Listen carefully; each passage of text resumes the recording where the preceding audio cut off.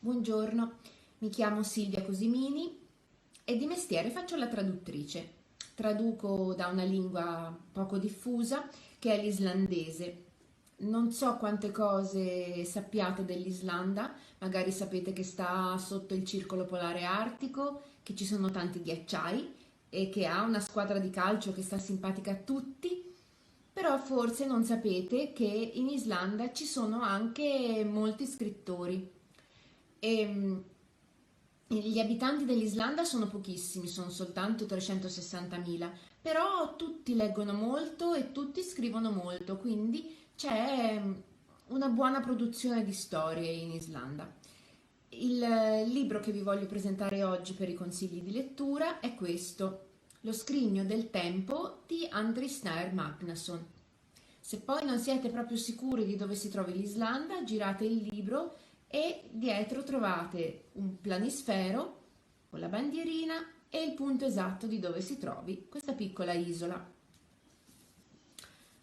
Andri Snær Magnason è un autore che scrive libri per adulti, libri per bambini, è un ecologista, quindi molto attento alle tematiche ambientali e soprattutto 4 anni fa si è candidato alla presidenza dell'Islanda per diventare presidente, quindi insomma un personaggio interessante. Questo libro, Lo scrigno del tempo, lo possiamo considerare un classico contemporaneo perché ha una storia attuale, moderna e dentro invece una fiaba classica, quindi è un po' come un gioco di scatole cinesi, una storia dentro la storia. Di che cosa parla? Racconta di Sigga, una ragazzina di 10 anni che vive con i suoi genitori in un momento di grave crisi economica. È talmente grave questa crisi che un'azienda si è inventata delle casse in cui è possibile chiudersi dentro e aspettare che questa crisi passi.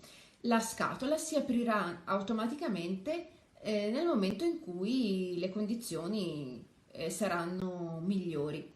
Quindi tutta la popolazione corre a comprarsi una di queste casse e la comprano anche i genitori di Sicca, ne comprano tre, una per ciascuno e vi si chiudono dentro.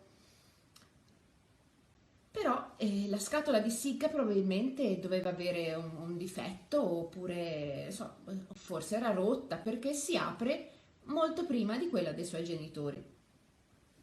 E nel momento in cui si apre, Sigga si ritrova fuori in un mondo che è completamente diverso da quello che aveva lasciato quando era entrata nella scatola. È un mondo in cui la natura ha preso il sopravvento, in assenza di uomini, di macchine, di traffico, la natura, il mondo selvaggio si è riappropriato dei propri spazi. Quindi vagando per questa giungla urbana, Sika trova altri ragazzi della sua età che si radunano tutti in una casa abbandonata da una signora misteriosa che si chiama Svala e che gli racconta loro una fiaba, una storia, che è la storia di Ossidiana, la principessa di Pangea. Il re di Pangea, Dimon, era un re potentissimo che possedeva qualsiasi cosa. L'unica cosa che non possedeva era la maniera di fermare il tempo.